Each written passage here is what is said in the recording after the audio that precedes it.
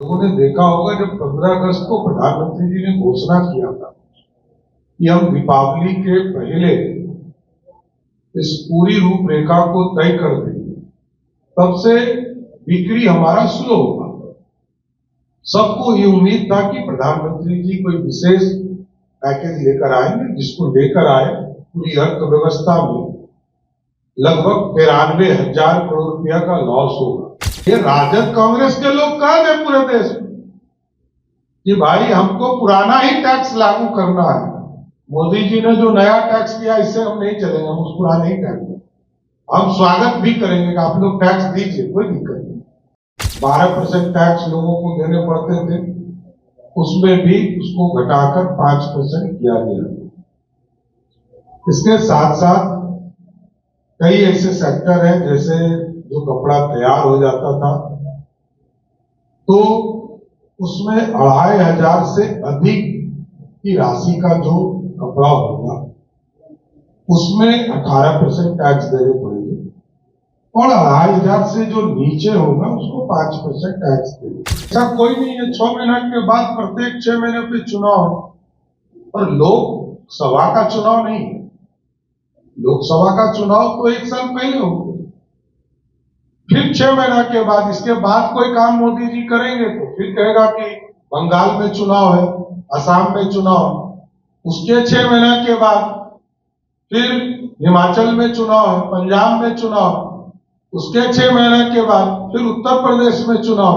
इसीलिए तो मोदी जी कहते हैं 1 नेशन 1 टैक्स, 1 नेशन 1 इलेक्शन।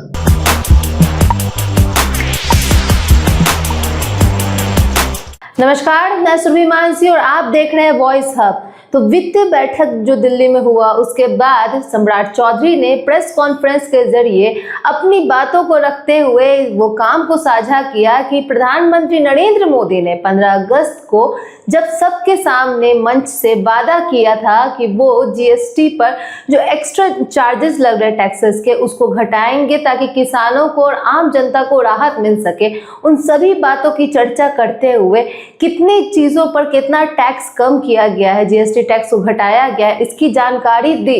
लेकिन साथ साथ विपक्ष दलों पर भी निशाना उन्होंने जरूर साधा। उन्होंने लालू यादव के फाइनेंस पर बात करने पर भी ये कहा कि वो फाइनेंस समझते भी हैं, अगर समझते हैं और इस पर चर्चा कर रहे हैं तो ये तो गर्व की बात है।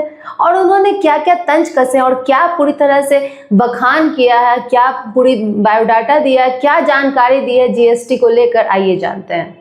नमस्कार, आज इस प्रेस कॉन्फ्रेंस में उपस्थित हमारे मीडिया प्रभारी दानिश इकबाल जी, सभी मीडिया के साथीगण, कल इस भारत की अर्थव्यवस्था के लिए एक बड़ा दिन था और स्वदेशी जागरण अभियान का जो शुरुआत हम लोगों के बापू महात्मा गांधी जी ने जो शुरुआत किया अंग्रेजों को भगाने के लिए, इसकी दूसरी शुरुआत नरेंद्र मोदी जी के नेतृत्व में करूंगा और स्वदेशी अभियान को और गति देने के, स्वदेशी चीजों को उपयोग करने के किस तरह जीएसटी में रियायत दिया जा सकता है। कई सेक्टर है, चाहे वो हेल्थ सेक्टर हो, कृषि सेक्टर हो, आम आदमी से जुड़ा हुआ आइटम हो या फर्टिलाइजर का सेक्टर हो, टेक्सटाइल का सेक्टर हो, सभी सेक्टरों में पूरी विस्तार से काम किए गए। और मेरे लिए गौरव का क्षण इसलिए था कि 2 मंत्रियों के समूह के अध्यक्ष के तौर पर जो अनुशंसा हमने दिया, दोनों अनुशंसा पर जीएसटी काउंसिल ने मोहर लगाया और सर्वसम्मति से सभी जीएसटी काउंसिल के साथियों ने, इंश्योरेंस सेक्टर का हो, जिसमें इंडिविजुअल हो या परिवार के हो, सबके 100% जीएसटी माफ किया गया, एग्जम्प्ट किया गया, 0% करने का काम किया। इसके साथ साथ रेट नेशनलाइजेशन के मामले में जो पूरे विस्तार से लगभग 9 से 10 घंटे तक विचार हम लोगों ने किया, समीक्षा किया और एक एक आइटम पर चर्चा कर किया। चाहे वो फूड सेक्टर हो, इस देश में रोज चर्चा लोग करते थे कि रोटी के ऊपर भी टैक्स लग रहा है, जबकि वैट की स्थिति को भी आप जानते हैं। लेकिन नरेंद्र मोदी जी की सरकार, जीएसटी काउंसिल ने पूरी तरह रोटी पे लगने वाला 5% टैक्स, किसी भी तरह का रोटी हो, पराठा हो, रोटी हो, सबको जीएसटी से पूर्ण रूप से मुक्त किया गया। पराठा पर जीएसटी 18% था, उसको पूर्ण रूप से समाप्त करने का काम किया गया। इसके साथ साथ कई आइटम्स हैं जो आम आदमी यूज करते थे, चाहे वो दूध हो, फ्रूट हो या फैट हो। इसके साथ साथ आम आदमी से जुड़े आइटम हो, मस्टर्ड हो, वेजिटेबल प्रोटीन्स हो, नमकीन हो, भुजिया हो, ये सब पे टैक्स लगभग 12% हमारे थे, उसको भी घटाकर 5% करने का काम किया गया। साथ ही साथ टोबैको में बीड़ी में क्योंकि गरीब लोग रोजगार में रहते हैं, इसमें टैक्स घटाने का काम किया गया। ये रोजगार से जुड़ा हुआ आइटम था, इसलिए जो इंडियन बीड़ी है उसको 18% से 5% करने का काम किया गया। एग्रीकल्चर सेक्टर में ट्रैक्टर हो या उनसे उपयोग करने वाले मशीनरी हो, हैंड पंप हो या फर्टिलाइजर से जो खेत में सल्फ्यूरिक एसिड हो, निट्रिक एसिड हो, एमोनिया हो, इसको भी 18% से 5 किया गया, जिससे कि पूर्ण रूप से फर्टिलाइजर के सेक्टर में हमारे किसान भाइयों को लाभ मिल सके, इसकी पूरी चिंता करने का काम सरकार के द्वारा किया गया। कोल के सेक्टर में लगभग सारी स्थिति को देखेंगे तो लगभग 16.5% टैक्स हमको देना पड़ता था। इसको फ्लैट तौर पर 18% कोल में इसकी व्यवस्था की गई है। और लगातार लोग चिंता करते थे कि रेन्यूएबल एनर्जी के बारे में 12% पहले टैक्स था, इसको भी घटाकर 5% टैक्स में कन्वर्ट करने का काम किया गया। लोगों ने देखा होगा जब 15 अगस्त को प्रधानमंत्री जी ने घोषणा किया था कि हम दीपावली के पहले इस पूरी रूपरेखा को तय कर देंगे, तब से बिक्री हमारा स्लो हुआ। सबको ये उम्मीद था कि प्रधानमंत्री जी कोई विशेष पैकेज लेकर आएंगे, जिसको लेकर आए पूरी अर्थव्यवस्था में लगभग 93,000 करोड़ रुपया का लॉस होगा। लेकिन हम जब चीजों को स्टेबलाइज करेंगे तो ये घटकर 40,000 करोड़ रुपया के आसपास का लॉस है। लेकिन भारत के लोगों को रियायत दे रहे, भारत के किसानों को रियायत दे रहे, भारत के हेल्थ सेक्टर को रियायत दे रहे, भारतीयों को एक तरह से बूस्टर डोज दिया जा रहा है कि आप आत्मनिर्भर हो। इसलिए 40,000 करोड़ हो कि 50,000 करोड़, इस लॉस को पूरा भारत सहेगा और फिर समृद्ध भारत बनाने की कल्पना को आगे ले जाएगा।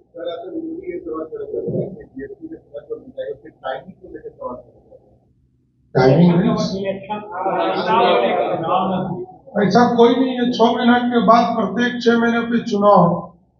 और लोकसभा का चुनाव नहीं है, लोकसभा का चुनाव तो 1 साल पहले हो, फिर 6 महीना के बाद, इसके बाद कोई काम मोदी जी करेंगे तो फिर कहेगा कि बंगाल में चुनाव है, असम में चुनाव है, उसके 6 महीना के बाद फिर हिमाचल में चुनाव है, पंजाब में चुनाव, उसके 6 महीने के बाद फिर उत्तर प्रदेश में चुनाव।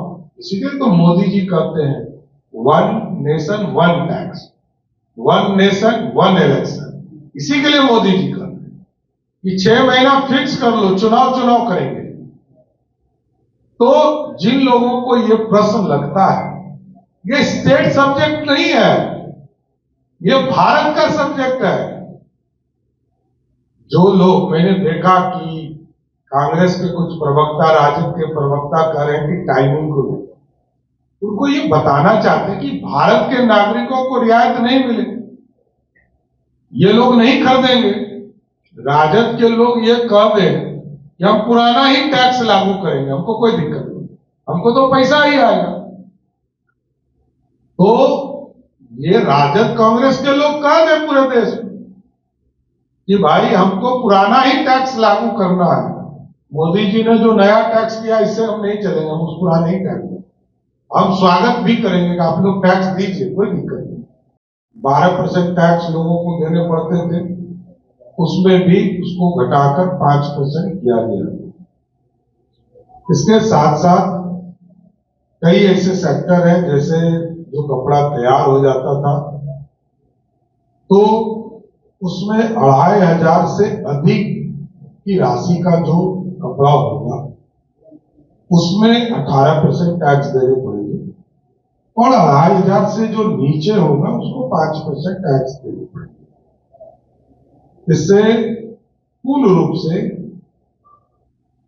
जो गरीब साथी हैं हमारे, जो आम आदमी है, उनको सीधा लाभ देने का काम सरकार करेगी। एजुकेशन सेक्टर, एजुकेशन के सेक्टर में पूर्ण रूप से जो बच्चों को किताब है, पेंसिल है, इरेजर है, इन सबके टैक्स को घटाकर 5% ढील किया गया। और जो एक मैथमेटिक्स बॉक्स था, ज्योमेट्री था, उस पर पहले 12% देना पड़ता था, उसको 5% किया गया। Common man item, tooth powder हो, कैंडल हो, फीडिंग बॉटल हो, हैंड बैग्स हो, टेबल वेयर हो, अम्ब्रेला हो, इन सबको भी जहां 12% पहले टैक्स देने पड़ते थे, अब उनको घटाकर 5% टैक्स किए गए। Talcum powder, hair oil, shampoo, dental plus, toothpaste, shaving cream, इनको भी 18% से घटाकर 5% टैक्स किया गया। कंज्यूमर इलेक्ट्रिक्स हो, जो पहले 28% टैक्स देने पड़ते थे आम आदमी को, चाहे वो एयर कंडीशन हो, टीवी हो, डिश वॉशिंग मशीन हो, इसको भी घटाकर 28 से 18% टैक्स किया गया। पब्लिक सेक्टर में भी, पेपर सेक्टर में भी अनकोटेड पेपर, जो पहले 12% टैक्स देना पड़ता था, उसको 0% टैक्स, कोई भी टैक्स उसको नहीं देना है। उसी तरह आपने देखा होगा कि ट्रांसपोर्टेशन सेक्टर में भी जो 28% टैक्स देने पड़ते थे, उसको भी घटाकर 18% टैक्स किया गया। जो 1200 सीसी के मोटर, इलेक्ट्रिक मोटर्स हैं, उनको 28 से घटाकर 18% टैक्स किया गया। और उसी तरह रोड ट्रैक्टर, जो semi trailer of engine capacity का 1800 सीसी से अधिक है, उसको भी इसमें जोड़ा गया और इनको 28 से 18% टैक्स किया गया। तो मेरा साफ तौर पर मानना है कि किसी भी सेक्टर में, चाहे स्पोर्ट का सेक्टर हो, उसमें भी 12% से 5% टैक्स किया गया। ऊँट का सेक्टर हो, ऊँट के सेक्टर में, जहां लकड़ी के सेक्टर में 12% टैक्स लगते थे, अब 5% टैक्स दिए जाएंगे। डिफेंस के सेक्टर में, क्योंकि अभी युद्ध भी भारत को लड़ना पड़ सकता है और लड़ा भी, तो भारत में डिफेंस के उपयोग की चीजें पहले 12% टैक्स है, उसको घटाकर 5% टैक्स किया जा रहा है। फुटवेयर में भी हम लोगों ने पूरी व्यवस्था किया कि आम आदमी को 2500 रुपया तक का यदि आप जूता खरीद रहे हैं तो मात्र 5% टैक्स देना पड़ेगा, जो कि 12% पहले टैक्स देना पड़ता है, और 2500 से अधिक का यदि आपका है तो वो 18% टैक्स आपको देना पड़ेगा। यह व्यवस्था किया गया है। कंस्ट्रक्शन के सेक्टर में जहां सीमेंट 28% टैक्स देने पड़ते थे, अब उसको घटाकर 18% टैक्स किया गया। वहीं सैंड लाइम ब्रिक्स जो पहले 12% टैक्स पे था, उसको घटाकर 5% टैक्स, जैसे ईट भट्टा वगैरह के लोगों को पूर्ण रूप से इसका लाभ मिलेगा। हैंडीक्राफ्ट सेक्टर में जहां 12% टैक्स देने पड़ते थे, 5% टैक्स देना पड़ेगा। इसी तरह अदर मशीनरीज है, अदर प्रपोजल है, जहां 28% से 18 और 5% में किया गया। तो कई चीजें हैं, जैसे एयरक्राफ्ट विद कैमरा जो हमारा काम करता है, उसमें भी हम उसको 18% टैक्स देने पड़ेंगे और 5% भी टैक्स देना पड़ेगा। जॉब सेक्टर में पहले 12% टैक्स देना पड़ता था, अब उसको 5% टैक्स विद ITC करने का काम किया गया। इसलिए मूलतः मेरा मानना है कि इस देश के गरीबों की चिंता की गई, किसानों की चिंता की गई, भारत की अर्थव्यवस्था की चिंता की गई, और आज पूरा सेक्टर आप समझ सकते हैं कि भारत आर्थिक रूप से खड़ा हो रहा है और स्वदेशी अभियान चलाने का काम किया जाएगा, जिससे कि आम लोग जिन चीजों का, चाहे वो कृषि का सेक्टर हो या हमारे यहाँ हैंडीक्राफ्ट के सेक्टर हो या स्मॉल स्केल इंडस्ट्रीज हो, सबको बूम मिलेगा। बिहार और देश सब समृद्ध होगा। लेकिन मैं फिर से यही कहूंगा कि मैं प्रधानमंत्री जी को और आदरणीय वित्त मंत्री जी को धन्यवाद देता हूं कि बिहार के इस वित्त मंत्री को इस पूरे समूह का अध्यक्ष बनाकर बिहार को भी गौरवान्वित किया। बिहार की तरफ से मैं प्रतिनिधित्व करते हुए इस पूरे रिपोर्ट को हम लोगों ने दिया और भारत सरकार और GST काउंसिल ने माना। ये हमारे लिए बहुत ही एक गर्व का विषय है कि आज यदि अर्थव्यवस्था में देश बूम करेगा तो बिहार का एक महत्वपूर्ण रोल रहेगा। आज GST में जिस तरह आदरणीय प्रधानमंत्री जी ने लाल किले से घोषणा किया था, इस भारत की अर्थव्यवस्था को, देश के लोगों को, आम लोगों को रियायत देंगे, उसको देने का काम किया। बहुत बहुत धन्यवाद। तो जैसा कि आपने देखा, GST जो है वो उस बहुत चीज़ों में कम किया गया है, जैसे कि जो खाने पीने की चीज़ें उन पे तो GST एकदम न्यूनतम कर दिया गया, खत्म कर दिया गया, समाप्त कर दिया गया है, जिससे किसानों को और आम जनता को काफ़ी राहत मिली है। जैसा कि आपने साफ साफ सुना था फुटेज में, वीडियो में, कि उन्होंने कहा कि जितनी भी प्रकार की रोटी है उस पर GST एकदम हटा दी गई है, और टेक्सटाइल पर जहां 12% GST लगती थी, अब केवल 5% ही GST लगेगी, और कई चीज़ों पर GST जो है घटाया गया है, जिससे आम जनता को काफ़ी राहत महसूस होगी। और ये जो फाइनेंस डाटा बनाया गया है, ये भविष्य के लिए भी काफ़ी अच्छा है, ताकि आम जनता खुद को फाइनेंशियली स्टेबल बना सके, आरामदायक महसूस करे। क्योंकि इस बात की चर्चा काफ़ी समय से हो रही थी, जिस बात की चर्चा करते हुए प्रधानमंत्री नरेंद्र मोदी ने 15 अगस्त को इस बात को लेकर कहा था कि हम दीपावली से पहले जल्द से जल्द GST पर जो हो सकेगा उसको लेकर चर्चा करेंगे, परामर्श करेंगे, और उस पर कोई विचार विमर्श रख कर कोई ना कोई स्ट्रैटेजी निकालेंगे, जिसका आप परिणाम देख रहे हैं, जिसका लेकर प्रेस कॉन्फ्रेंस के जरिए सम्राट चौधरी ने चर्चा की। लेकिन इसी बीच विपक्ष दलों पर भी तंज कसा, उनके बारे में कहा कि अरे अगर फाइनेंस की बात लालू यादव कर रहे हैं तो ये बहुत बड़ी बात है, उनको फाइनेंस समझ में आ रहा है, इससे बिहार वासियों का कल्याण ही होगा आगे चल के। बाकी आरोप प्रत्यारोप का सिलसिला तो हमेशा चलता ही रहता है। बाकी GST के घटने से कितना लाभ आपको पहुंचे और आपके अंदर कैसी खुशी है, हमें जरूर बताएं कमेंट बॉक्स में। सब्सक्राइब करें, बेल आइकन प्रेस करना ना भूलें। धन्यवाद।